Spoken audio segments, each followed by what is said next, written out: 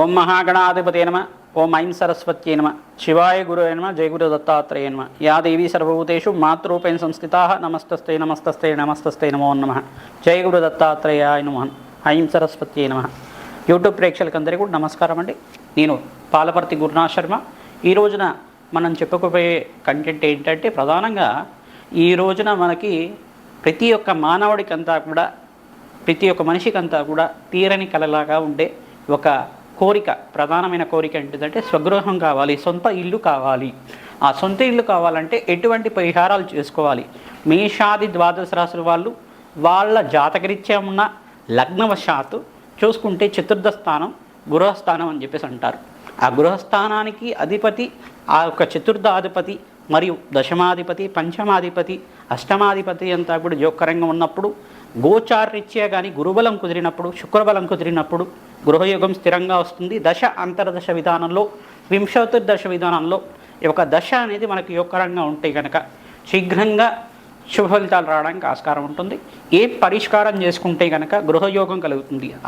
ఇతిహాసంగా భూమండలం అంతా కూడా చూసుకుంటే గృహానికి అనుకూలంగా ఉండేది మనకంతా కూడా ప్రధానంగా చతుర్థ స్థానం అని చెప్పేసి అంటారు. జాతకరీత్యా గోచారరీత్యా కానీ చతుర్థ స్థానాన్ని మనకి మాతృస్థానము, గృహస్థానము, గృహయోగం కోసం చెప్పేది. మనకి ప్రధానంగా చూసుకుంటే విద్యాయోగం కోసం చెప్పేది కూడా చతుర్థ స్థానం అని చెప్పేసి అంటారు. తద్వారా ఈ యొక్క చతుర్థ స్థానంకి ఆదిష్టాన దేవత అంతా కూడా ప్రధానంగా భూమాతగా ఉంటుంది. తర్వాత అంగారకుడు అంతా కూడా గృహయోగానికి కారణమవుతాడు. బృహస్పతి అంతా కూడా గృహయోగానికి కారణమవుతాడు.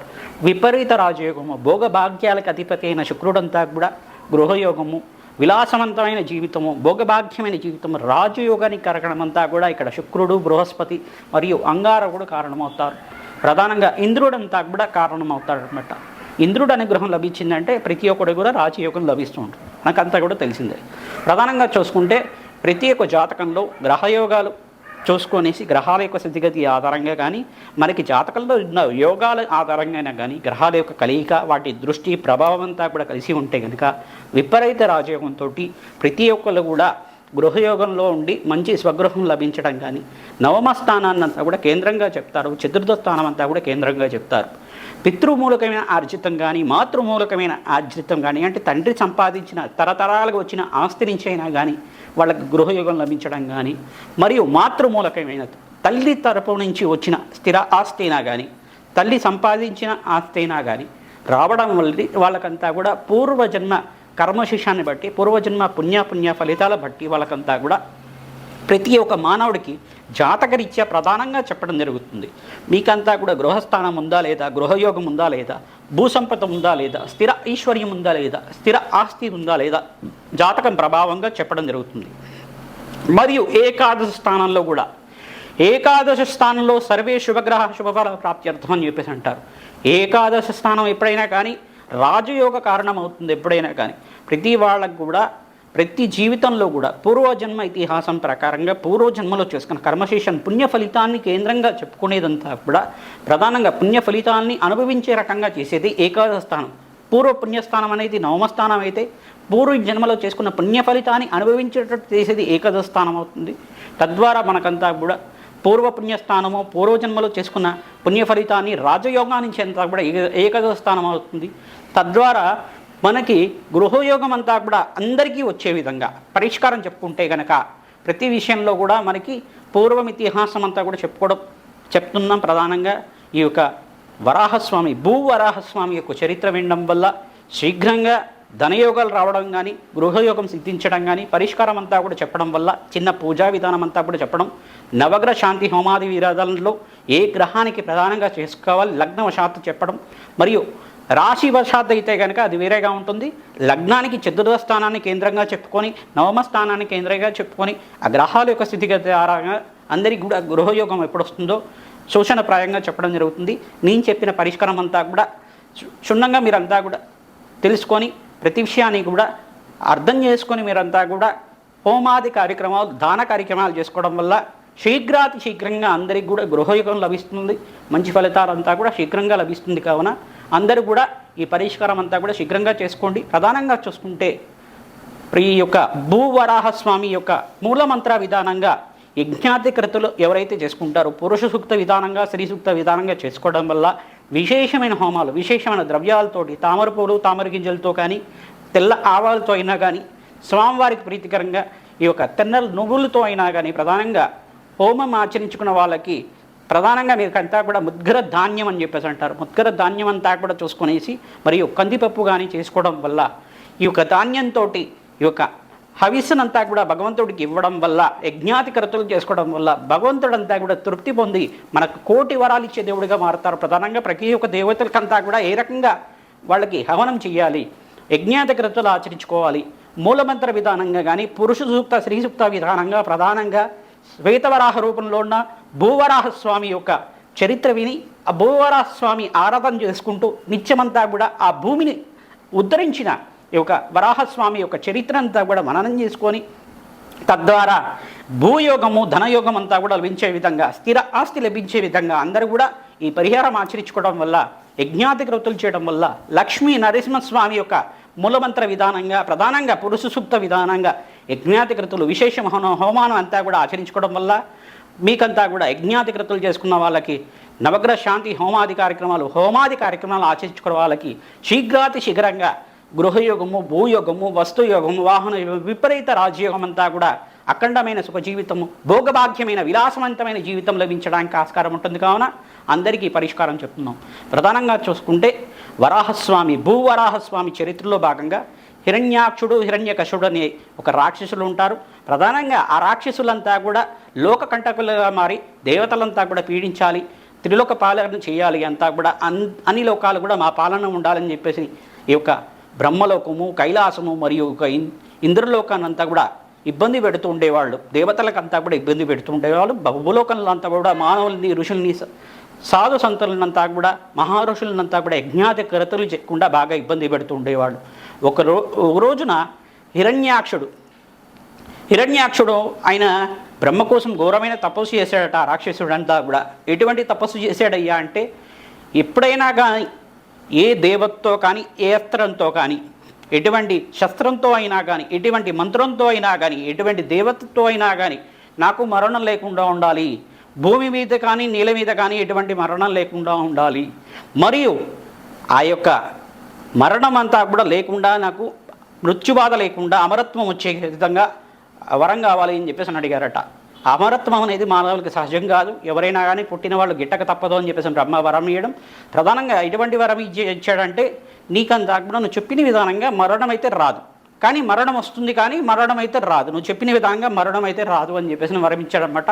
ఆ బ్రహ్మ ఇచ్చిన వరాలకి ఒక శక్తితోటి లోకకంటలుగా మారి మొత్తం అంతా కూడా జనాల్ని పీడించడం, హింస పెట్టడం, ఈ యొక్క చంపడం అనేది చేస్తూ ఉండేవాడు.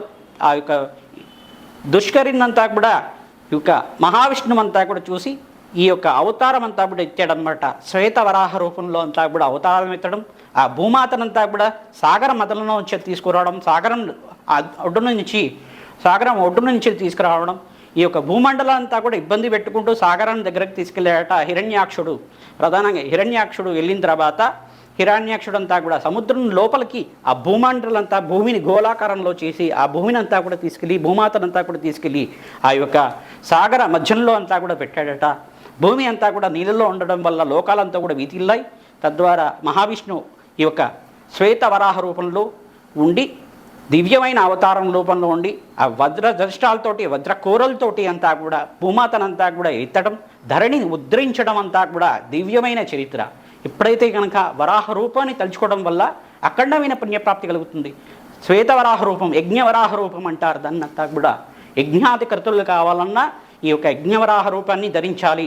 ప్రధానంగా పుణ్యప్రాప్తి కలగాలన్నా కానీ ఈ యొక్క యజ్ఞవరాహ రూపాన్ని కానీ, భూవరాహ రూపాన్ని కానీ, భూమిని ఉద్ధరించిన వారుగా ప్రధానంగా భూమిమాతనంతా కూడా తన కూరల మీద వరాహ రూపం అంటే ఒక వరాహము అంటే తెలుగు భాషలో అంతా కూడా దాన్ని పంది అంటారు మామూలుగా. ఆ యొక్క వరాహ రూపం అని చెప్పేసి ఆ వరాహ రూపాన్ని అంతా కూడా ఎత్తి ఈ యొక్క వరాహ రూపంలో ఉండే భూమాతనంతా ప్రధానంగా భూమి గోళాకారంలో ఉండే భూమాతనంతా కూడా వరాహ రూపంలో ఉండే వరాహ అవతారంలో ఉండే మహావిష్ణువు అంతా కూడా ఎత్తి ఒక ఉత్తిష్టమైన స్థానంలో కూర్చోబెట్టారన్నమాట. ఈ యొక్క భూమిని అంతా కూడా సాగరం దగ్గర నుంచి సాగరం యొక్క మధ్యస్థానం నుంచి అంతా కూడా తీసుకొచ్చి రక్షించడం, ఈ ఇతిహాసం అంతా కూడా ఆ రాక్షసునంతా కూడా సంహారం చేయడం, ఆయన బ్రహ్మ చెప్పిన ఇచ్చిన వరాన్నంతా కూడా గుర్తు చేసుకొని దేవతతో కానీ నరుడితో కానీ ఎవరితో అయినా కానీ మరణం లేకుండా ఉండే విధంగా, ఆ జంతువు కానీ ఈ జంతువు లేకుండా మరణం లేకుండా విధంగా ఒక శరీరం అంతా కూడా మనిషి ఆకారంలో ఉంది, ముఖం మాత్రం అంతా కూడా వరాహ రూపంలో ఉంది, దివ్యమైన వరాహ రూపంలో, యజ్ఞవరాహ రూపంలో, స్వర్ణాకారంగా శ్వేతవరాహ రూపంలో అంతా కూడా ఉండడం వల్ల ఇటువంటి వరాహ రూపం అంతా కూడా దివ్యమైన శక్తివంతమైన వరాహం. ఇదంతా కూడా సాక్షాత్ మహావిష్ణు అవతారం కావున ఆ రాక్షస సంహారం అంతా కూడా చేశారు. తద్వారా ఈ యొక్క రాక్షసుడి యొక్క సంహారం జరిగింది కాబట్టి వరాహుడి యొక్క ప్రధానంగా వరాహస్వామి యొక్క ఇతిహాసం అంతా కూడా వినడం వల్ల మనకి తిరుపతి దగ్గర ఉండే వరాహ భూమి అంతా కూడా ప్రధానంగా వరాహస్వామి యొక్క చరిత్ర అంతా కూడా ఉండడం, తిరుపతి యొక్క పుణ్యస్థలం అంతా కూడా వరాహస్వామి యొక్క స్థలంగా మారడం, ప్రధానంగా తిరుపతి వెంకటేశ్వరస్వామి దర్శనం చేసుకోవాలంటే ముందుగా వరాహస్వామి యొక్క దర్శనం చేసుకున్న తర్వాతే వెంకటేశ్వరస్వామి దర్శనం చేసుకోవాలని చెప్పేసి వరం ఇవ్వడం ఇదంతా కూడా కలియుగంలో అంతా కూడా జరిగింది. ప్రధానంగా ఇతిహాసం అంతా కూడా మనకి జరిగిన విధానం అంతా కూడా చూసుకుంటే ఈ యొక్క ఇతిహాసం అంతా కూడా చూసుకొని ప్రధానంగా ఈ యొక్క వరాహస్వామి యొక్క చరిత్రనంతా కూడా మననం చేసుకోవాలి. భూమిని ఉద్ధరించిన వరాహస్వామి, భూమినంతా కూడా తన కూరల మీద పెట్టుకొని రక్షించిన వరాహస్వామిని అంతా కూడా మననం చేసుకుని ఓం నమో భగవతే భూవరాహాయ నమః, ఓం నమో భగవతి ధరణి ఉద్ధరాయ భూవరాహాయ నమః, ఇటువంటి నామానంతా కూడా ప్రతినిత్యం కూడా మీరు వినడం కానీ చరిత్రగానే వినడం వల్ల ప్రధానంగా శీఘ్రంగా మీకు భూసంపద రావడానికి ఆస్కారం ఉంటుంది, ధన యోగం కలగడానికి ఆస్కారం ఉంటుంది, మీకు మంచి యోగకరమైన గృహయోగం శీఘ్రంగా సిద్ధించడానికి ఆస్కారం ఉంటుంది. మీ జన్మజాతకంలో ప్రధానంగా గృహయోగం ఎప్పుడు సిద్ధిస్తుందని చెప్పేసి అని జ్యోతిష పండితులతోటి మీరంతా కూడా చూపించుకోవడం వల్ల శీఘ్రంగా జన్మజాతకం వశాత్తు మీకంతా కూడా ఒక అరగంటలో మీకంతా కూడా జాతకం చూసి చెప్పడం జరుగుతుంది, విశ్లేషణ చేయడం జరుగుతుంది. ప్రధానంగా ఈ గృహయోగం ఈ సమయంలో వస్తుంది, ఖచ్చితంగా వస్తుంది అని చెప్పేసి జ్యోతిష ప్రామాణికంగా చెప్పడం జరుగుతుంది. చెప్పిన పరిష్కారాలు ఆచరిస్తే మీకు అఖండమైన గృహయోగము, భోగభాగ్యమైన జీవితం, విపరీత రాజయోగంతో విలాసమైనమైన జీవితం జీవించడానికి ఆస్కారం ఉంటుంది. కావున రాజయోగంతో మంచి లగ్జరీ లైఫ్ లీడ్ చేయడానికి ఆస్కారం ఉంటుంది. కావున అఖండమైన ధనధాన్యాల సమృద్ధి కలిగి అష్టైశ్వర్య యోగంతో ఆనందమైన జీవితం జీవించడానికి మేషాది ద్వాదశ రాశుల వాళ్ళకి ఎటువంటి పరిష్కారాలు ఆచరించాలి లగ్నవశాన్ని చూసుకుందాం. ప్రధానంగా మేషాది ద్వాదశ రాశుల వాళ్ళు లగ్నవశాత్తు మేషలగ్నం నుంచి ఈ యొక్క మీన లగ్నం దాకా ప్రతి ఒక్క లగ్నవశాత్తు అంతా కూడా ఎటువంటి లగ్నాలకంతా కూడా ఎప్పుడు గృహయోగం లభిస్తుంది, ఏ పరిష్కారం చేసుకుంటే గృహయోగం సిద్ధిస్తుంది అంతా కూడా విశ్లేషణ చేసి మీకంతా కూడా పరిష్కారం చెప్పడం జరుగుతుంది. చెప్పిన పరిష్కారం అంతా కూడా తూచా తప్పకుండా పాటించండి. యజ్ఞాతికృతులు చేసుకుంటేనే మంచి భూయోగము, వస్తుయోగము, ప్రధానంగా మీకు స్థిర ఆస్తి లభించడానికి, స్థిర ఐశ్వర్యం లభించడానికి అంతా కూడా జగన్మాత అనుగ్రహం అంతా కూడా శీఘ్రంగా కలగడానికి ఆస్కారం ఉంటుంది. ఆ పరాశక్తి అనుగ్రహంతో, భూవరాహుడు యొక్క అనుగ్రహంతో అంతా కూడా భూవరాహస్వామి యొక్క అనుగ్రహంతో ప్రధానంగా మీకంతా కూడా భూవరాహస్వామి అంతా కూడా వరాహస్వామి ప్రధానంగా భూమిని ఉద్ధరించిన వరాహస్వామి అనుగ్రహంతో మీకంతా కూడా శీఘ్రంగా అఖండమైన ఐశ్వర్యం కటాక్షం కలగడానికి ఆస్కారం ఉంటుంది. కావున చెప్పిన పరిష్కారం చేసుకోండి, మంచి ఫలితాలు పొందండి. గృహయోగంతో ఆనందమైన జీవితం జీవించడానికి ఆస్కారం ఉంటుంది. కావున పరిష్కారం అంతా కూడా ఆచరించండి. జయ గురు దత్తాత్రేయ. ప్రధానంగా సింహలగ్నము, సింహరాశి జాతకులకంతా కూడా సింహలగ్న జాతకులకి లగ్నవశాత్తే మీ గృహయోగం ఎప్పుడు వస్తుందో తెలుస్తుంది. ప్రధానంగా జన్మజాతకంలో చతుర్థాధిపతి యోగకరంగా ఉండాలి, మరియు బృహస్పతి యోగకరంగా ఉండాలి, గోచారిత్య యోగకరంగా ఉండాలి, జన్మజాతకంలో కూడా గురువు యోగకరంగా ఉండాలి. ప్రధానంగా ఈ యొక్క సింహలగ్న జాతకుడికి గృహయోగం ఇచ్చే గ్రహం ఏంటిదంటే ప్రధానంగా చెప్పుకునేటప్పుడు అంగారకుడు ఇక్కడ గ్రహయోగానికి కారకుడు అవుతాడు. ప్రధానంగా వృశ్చిక రాశి అవుతుంది. ఈ యొక్క ప్రధానంగా సింహము, కన్యా, తుల, వృశ్చికం 4వ స్థానం అంతా కూడా చతుర్థ స్థానము, చతుర్థ భావం అంతా కూడా గృహయోగాన్ని సిద్ధిస్తుంది. ప్రధానంగా చతుర్థ స్థానం అంతా కూడా యోగకరంగా ఉండాలి, బృహస్పతి యోగకరంగా ఉండాలి, గురువు అంతా కూడా యోగకరంగా ఉంటే కనుక శీఘ్రంగా గురుయోగంతో మీకంతా కూడా మీకు శీఘ్రంగా మంచి గృహయోగం సిద్ధించడానికి ఆస్కారం ఉంటుంది. గురుబలం వచ్చినప్పుడు గృహయోగం వస్తుందంటారు, మరి శుక్రబలం వచ్చినప్పుడు మంచి భోగభాగ్యమైన జీవితం వస్తుందని చెప్పేసి అంటారు. ఈ యొక్క విలాసవంతమైన జీవితం జీవించడానికి ఈ యొక్క శుక్ర మహర్దశలో కూడా గృహయోగం సిద్ధిస్తుందంటారు కొంతమంది. ఇటువంటి దశ అంతర్దశల్లో ఎటువంటి దశ అంతా కూడా యోగకరంగా ఉన్నప్పుడు మంచి ఫలితాలు రావడానికి ఆస్కారం ఉంటుంది. కొంతమందికి అయితే కనుక శని మహర్దశలోనే గృహయోగం సిద్ధిస్తుంది. అంటే ఇక్కడ శని ఎక్కడో ఒక చోట లగ్నవశాత్తు కానీ నవమ స్థానం అంటే ప్రధానంగా ఇక్కడ శనీశ్వరుడు అంతా కూడా నవాంశలో కూడా యోగకరంగా ఉంటాయి కనుక, లేదు లగ్నంలో కూడా యోగకరంగా ఉంటాయి కనుక శనీశ్వరుడు కూడా రాజయోగ కారకుడు అవుతాడు. ప్రధానంగా కొన్ని రాశి వాళ్ళకి కానీ కొన్ని లగ్నాల వాళ్ళకి కానీ ఇక్కడ శనీశ్వరుడు యోగకరంగా ఉంటాడు అన్నమాట. లగ్నవశాత్తు చూసుకుంటే కనుక ఈ యొక్క గ్రహాల యొక్క స్థితిగతి ఆధారంగా ప్రధానంగా చూసుకుంటే మీరు బృహస్పతి ప్రీతికరంగా శనగలు దానం చేసుకోవాలి. అంగారకుడు అంతా కూడా చతుర్థాధిపతి అయినాడు కావున సింహలగ్న జాతకులు ప్రధానంగా మీరంతా అంగారకుడు ప్రీతికరంగా ఈ యొక్క జప హోమాది శాంతులు చేసుకోవడం, మరియు అంగారకుడు ప్రీతికరంగా భూమాత యొక్క మూలమంత్రంతో యజ్ఞాధికృతులు చేసుకోవడం, భూసూక్త విధానంగా కానీ ఈ యొక్క పురుష సూక్త విధానంగా, స్త్రీ సూక్త విధానంగా యజ్ఞాధికృతులు ఆరంభం చేసుకోవడం, తద్వారా భూవరాహస్వామి యొక్క మూలమంత్రంతో యజ్ఞాధికృతులు చేసుకోవడం వల్ల, జప హోమాది కార్యక్రమాలు చేసుకోవడం వల్ల శీఘ్రంగా మీకంతా కూడా రాజయోగంతో మంచి గృహం సిద్ధించడానికి, విలాసవంతమైన జీవితం జీవించడానికి, అఖండమైన శుక్రుడి యొక్క కటాక్షం అంతా కూడా లభించడానికి ఆస్కారం ఉంటుంది. శుక్రుడంతా కూడా మంచి ఐశ్వర్య ప్రదాత. శుక్రుడు ఇక్కడ చూసుకుంటే మీకు యోగకరంగా ఉంటే కనుక స్థిర ఐశ్వర్యం ఇచ్చే దాతగా ఉంటారు. ప్రధానంగా దశమాధిపతి అవుతారు. ఎక్కడైతే దశమాధిపతి యోగకరంగా ఉంటాడో మంచి ఫలితాలు రాడు. ఇక్కడ చతుర్థ నవమాధిపతి అంతా కూడా అంగారకుడు ఏనాడు కావున ఇక్కడ పూర్వపుణ్యం అంతా కూడా లభిస్తూ ఉంటుంది. అంగారకుడు పూజ చేసుకోవడం వల్ల పూర్వపుణ్య సిద్ధాంతం ప్రకారంగా పితృ ఆర్జితం అంతా కూడా మీకు రావడానికి ఆస్కారం ఉంటుంది. ఎవరైతే కనుక యజ్ఞాధికృతులు చేసుకుంటారో జన్మజాతకంలో దోష పరిహారం జరిగి శీఘ్రంగా మీ కోరిక తీరి మీకంతా కూడా ప్రధానంగా భూసంపద, ధనయోగము, గృహయోగం సిద్ధించడానికి ఆస్కారం ఉంటుంది. స్థిర గృహయోగం అంతా కూడా సిద్ధిస్తుంది. సమయానికి డబ్బులు రావాలి, మరియు సమయానికి మనకంతా కూడా హౌస్ లోన్స్ రావాలి, లేదు డబ్బులు అంతా కూడా సేకరణ కలగాలి. ఆ డబ్బు అంతా కూడా కుదిరిందంటే గృహం కొనుక్కోవడానికి ఎంతసేపు పడుతుంది చెప్పండి అందరూ కూడా. ఆ యొక్క ధన ఆదాయం కలగాలంటే దేవతలకంతా కూడా యజ్ఞాధికృతులు చేయాలి. తద్వారా మంచి ఫలితాలు పొందడానికి శీఘ్రంగా చెప్పిన పరిష్కారం చేసుకుంటే కనుక మంచి ఫలితాలతోటి ఐశ్వర్య యోగం అని సిద్ధించి గృహయోగము, స్థిర ఐశ్వర్యం లభించడానికి ఆస్కారం ఉంటుంది. కానీ ఈ పరిష్కారం అందరికీ కూడా చెప్తున్నాం. జయ గురు దత్తాత్రేయ.